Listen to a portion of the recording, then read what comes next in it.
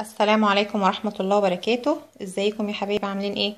النهاردة ان شاء الله هنعمل فراخ المحشية بالرز والكبد والقوانص. معايا فراخ بلدي، ومعايا كوباية رز، ومعايا كبد وقوانص متقطعة، معايا بصلاية متقطعة ناعم، ومعايا البهارات بهارات فراخ، ومعايا فلفل اسمر، ومعايا ملح ورشة صغيرة نعناع ناشف. عندي حلة على النار حاطة فيها شوية زيت صغيرين، هنزل بالكبد والقوانص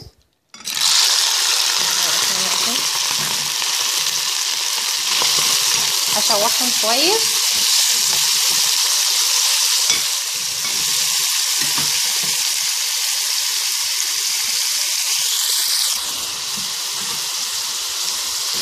اهو يا حبايبي شوحتهم كويس. لما انزلهم ميتهم هنزل بالبصل،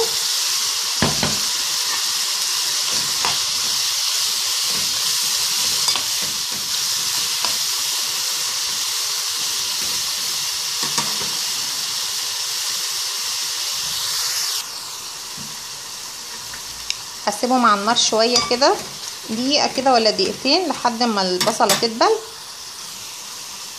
اهو يا حبايبي البصله دبلت معايا، هنزل بالرز.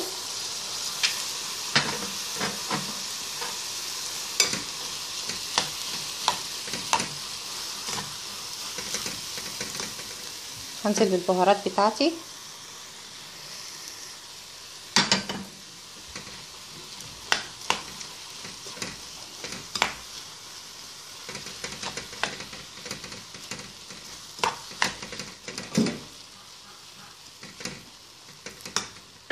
هنزل بقى بالميه بس يا دوب تغطيه، لان هسويه نص سوا، يا دوب يتشرب الميه وهروح طافيه عليه لانه هيكمل سواه وانا بسلق الفراخ. اهو يا حبايبي كده بس كده، مش هزود ميه وهسيبه لحد ما يتشرب. اهو يا حبايبي طفيت على الرز، يا دوب هو نص سوا، ما نغيبش عليه وما نزودش الميه بتاعته. هنبتدي بقى نحشي الفرخه. انا عندي الفرخه هنا غسلاها ومفرغه كده بين اللحم والجلد، لاني هحشي هنا كده اهو، بس مش هنزود الحشو عشان لما نيجي نسلق الفرخه ما تتفتحش مننا. اهو يا حبايبي حشيت الفراخ. ما تزودوش الحشو عشان الجلد ده ما يتقطعش منكم. وعايزه اقول لكم كمان، لو انتوا بتنضفوا الفراخ لو اتقطعت منكم، انا عندي اهي اتقطعت بابره وفتله عادي خالص، وما تستوي هتسحبي الفتله كده خالص ولا كأن كان في حاجه.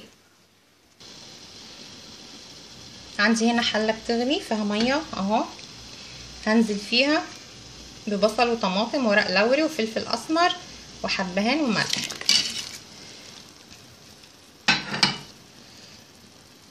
هنزل بقى بالفراخ بتاعتي، بسم الله الرحمن الرحيم.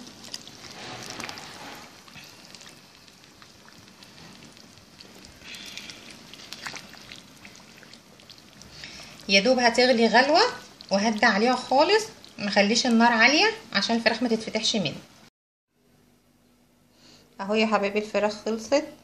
ممكن تحمريها في الفرن. انا جبت معلقه صلصه وحطيت عليها ملح وفلفل ودهنتها ونزلتها تحت الشوايه. لو عجبتكم الوصفه ما تنسونيش في اللايك والشير والسبسكرايب وفعلوا الجرس عشان يوصلكم كل جديد. والسلام عليكم ورحمه الله وبركاته.